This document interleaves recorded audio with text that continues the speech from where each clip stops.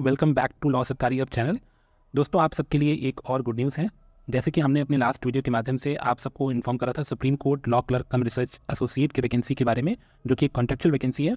आज के इस सेगमेंट में जो हम वैकेंसी डिस्कस करेंगे वो झारखंड हाई कोर्ट ने अनाउंस करा है for the post of legal assistant, और ये वैकेंसी भी कॉन्ट्रेक्चुअल बेसिस की वैकेंसी है।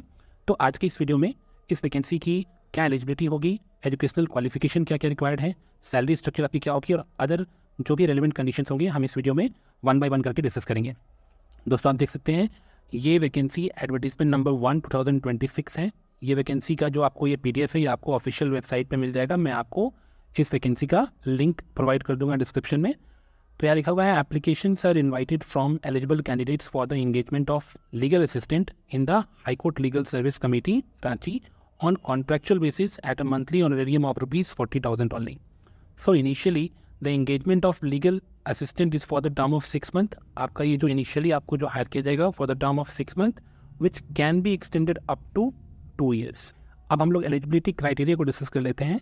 यहाँ एज के रिगार्डिंग आपको बताया गया है कि the candidate shall not be less than 21 years and not more than 35 years age on the date of the advertisement. ठीक है, इस बात का ध्यान रखेंगे कि जो लोग 35 साल की उम्र से नीचे हैं वही इस वैकेंसी के लिए अप्लाई कर सकते हैं।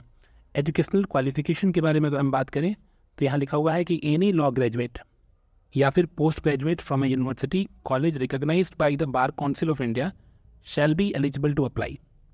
तो आपको अगर आप लॉ ग्रेजुएट हैं, अगर आपका लॉ का डिग्री कंप्लीट हो चुका है, चाहे वो 3 ईयर्स LLB हो, चाहे वो 5 ईयर्स इंटीग्रेटेड कोर्स हो, तो आप इस पोस्ट के लिए एलिजिबल हैं। सेकेंड कंडीशन यहाँ बताया गया है कि student studying in 5th year of a 5 year law course और final year of a 3 year law course will also be eligible for the engagement. ठीक है, तो दोस्तों ये बहुत ही अच्छी अपॉर्चुनिटी है उन स्टूडेंट्स के लिए जो लोग अभी अपने 5th ईयर के फाइनल सेमेस्टर में हैं या फिर जो 3 ईयर्स LLB कोर्स के फाइनल सेमेस्टर में है, तो they can also apply for this vacancy. तीसरा कंडीशन यहाँ मेंशन है कि candidate having familiarity with the computer will get a preference in the matter of selection. ठीक है, तो अगर आपने कोई कंप्यूटर का कोई कोर्स करा हो, जैसे DCA का कोर्स होता है या कोई भी अदर कंप्यूटर एलिजिबिलिटी अगर आपने रखी हुई है, उसके रिगार्डिंग कोई आपका कोर्स है, सर्टिफिकेट है, तो वहाँ पर आपको ये चीज़ इंटरव्यू में आपको प्रेफरेंस दिया जाएगा। चौथा कंडीशन है यहाँ पे the candidate pursuing post graduate degree in a law or any other degree or programme requiring their compulsory attendance will not be eligible to apply for the engagement. ठीक है, हम सैलरी की बात करें तो each legal assistant will be paid a consolidated amount of ₹40,000 per month as honorarium for his or her engagement or such a higher amount as may be prescribed। ठीक है, तो ये इससे ज़्यादा भी हो सकता है। अगर आपका 6 मंथ के आगे अगर आपको फर्दर पीरियड के लिए अगर आपको अप्रूव किया जाता है तो इसमें आपको फर्दर इंक्रीमेंट भी हो सकता है सैलरी में। Second condition is legal assistant shall not be entitled to any other allowances or remuneration and will not be treated as a permanent or otherwise employee of the High Court Legal Service Committee Ranchi. ठीक है, तो ये यहाँ पर clear कर दिया गया है कि आपको सिर्फ और सिर्फ कंसोलिडेटेड वे में 40,000 रुपीज़ ही प्रोवाइड किया जाएगा। इसके अलावा आपको कोई भी अदर अलावेंसेस नहीं दी जाएंगी।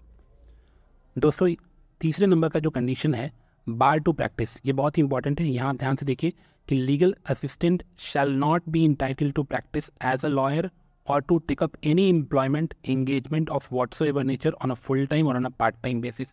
तो आप इस बात का ध्यान रखेंगे कि जब आप as a legal assistant high court में वर्क कर रहे हैं तो आप किसी न किसी ऑनरेबल हाई कोर्ट की किसी जस्टिस के अंदर आप वर्क करते हैं, तो आप इसके साथ साथ कहीं और प्रैक्टिस नहीं कर सकते हैं, कोई पार्ट टाइम या कोई फुल टाइम की जॉब को नहीं कर सकते हैं। ये बिल्कुल आपको बार कर दिया गया है, इसी एडवर्टीजमेंट में बता दिया गया है। कॉन्फिडेंशियलिटी, दोस्तों एक बहुत ही हाई रिस्पॉन्सिबिलिटी वाली जॉब है। आप ऑनरेबल हाई कोर्ट के जस्टिस के ऑफिस में वर्क करते हैं, तो कोई भी ऐसा काम आप नहीं करेंगे, कोई डॉक्यूमेंट को आप रिलीज़ नहीं करेंगे या कोई भी ऐसी सिक्रेसी जो कि मेंटेन करनी होती है आप उसको रिलीज़ नहीं करेंगे जॉब में रहते हुए। अगर आप ऐसा करते हैं तो ये एक ऑफेंस की तरह भी ट्रीट होगा, इस बात को आप ध्यान रखेंगे। यहाँ पे ये चीज़ मेंशन भी है। ठीक है, and he shall be punishable under the provision of the Indian penal code और Indian official secrets act 1923 applicable to any public servant. ठीक है, तो आप इस बात का ध्यान रखेंगे। दोस्तों, हम बात करते हैं कि यहाँ पर कौन कौन से अब आपको डॉक्यूमेंट्स अटैच करने होंगे। ठीक है, तो matriculation certificate in proof of date of birth ये आपको अटैच करना होगा। मार्कशीट ऑफ ऑल सेमेस्टर्स और year of a law graduation and post graduation if applicable. Provisional और original degree certificate of a law graduation and post graduation if applicable, ये उनके लिए जो लोग अभी जिनका अभी 5th ईयर कंप्लीट नहीं हुआ है, ठीक है, तो वो प्रोविजनल डिग्री भी सबमिट कर सकते हैं। एंड चौथा कंडीशन है कि the computer certificate if any, जैसा मैंने आपको बताया, अगर आपने कोई कंप्यूटर से रिलेटेड कोई कोर्स करा है, ठीक है, और उसके रिगार्डिंग अगर आपके पास कोई सर्टिफिकेट है तो आपको प्रेफरेंस मिलेगा, तो आप उसे यहाँ पर अटैच कर सकते हैं एप्लीकेशन फॉर्म के साथ। नेक्स्ट हम लोग डिस्कस करते हैं selection procedure. The selection procedure shall be based on merit and interview. ये एक बहुत ही अच्छी अपॉर्चुनिटी है, क्योंकि दोस्तों यहाँ पर आपका जो सिलेक्शन होगा, ठीक है, ये आपका सिर्फ और सिर्फ इंटरव्यू बेसिस पर हो जाएगा, ठीक है, और मेरिट के बेसिस पर होगा कि format of application is given below, यहाँ पर आपको अटैच किया गया है। एंड द सेकंड कंडीशन यहाँ कह रहा है कि द कैंडिडेट में submit application form in the prescribed format along with enclosures in the office of the High Court Legal Service Committee Jharkhand high court दुर्वा रांची डायरेक्टली, या तो आप एप्लीकेशन को डायरेक्टली वहाँ जाकर ऑफिस में सबमिट कर सकते हैं, और थ्रू स्पीड पोस्ट ओनली, इस बात को आप ध्यान रखेंगे, और थ्रू स्पीड पोस्ट ओनली, ठीक है। नेक्स्ट क्या कह रहे हैं, last date for the submission of application form is 2 February 2026, mark कर लें, 2 फरवरी 2026 आपका जो है वो लास्ट डेट है, ठीक है। उसके बाद ये सारी जनरल कंडीशंस हैं, इन कंडीशंस को आप एक बार खुद से पढ़ लेंगे। कंडीशन नंबर 6 आप देख लीजिए कि the short listed candidate shall be called for interview individually through the email addresses provided by them. तो आपको अपना ईमेल एड्रेस यहाँ प्रोवाइड करना होगा, जो ईमेल एड्रेस आपका एक्टिव हो आप उसे प्रोवाइड करेंगे, एंड रेगुलर बेसिस पे आप अपने ईमेल्स को चेक भी करेंगे, आपको वहाँ से इन्फॉर्म कर दिया जाएगा, ठीक है, इंटरव्यू के रिगार्डिंग जो भी डेट और टाइम शेड्यूल किया गया होगा। कंडीशन नंबर 11 देख लीजिए, the candidate must write his or her name, date of birth, father's name strictly as given in the matriculation 10th certificate, otherwise his or her candidature will summarily be rejected and cancelled, ठीक है।